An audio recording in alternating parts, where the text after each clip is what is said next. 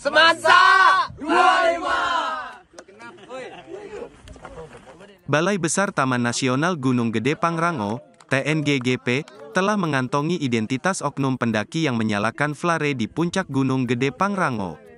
Humas Balai Besar TNGGP, Agus Deni, mengatakan, pihaknya sudah menemukan identikan terduga pelaku yang menyalakan flare di puncak Gunung Gede Pangrango dan di alun-alun Surya Kencana.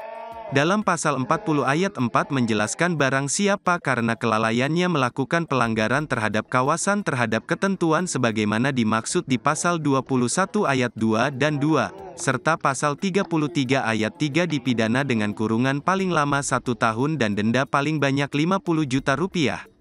Agus mengimbau agar semua pendaki untuk menaati semua peraturan yang berlaku dengan turut serta dalam menjaga kelestarian di kawasan Taman Nasional Gunung Gede Pangrango.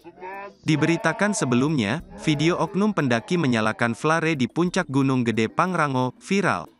Aksi tersebut pun mendapatkan kecaman dari sejumlah pendaki lainnya.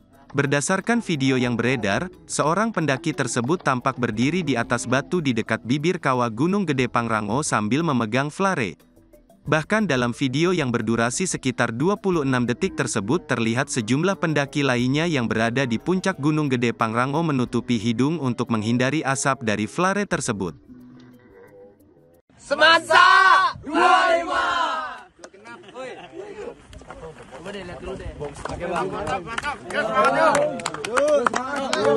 Beri tepuk tangan.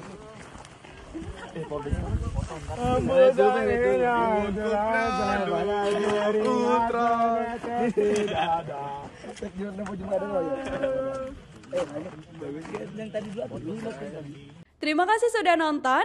Jangan lupa like, subscribe, dan share ya.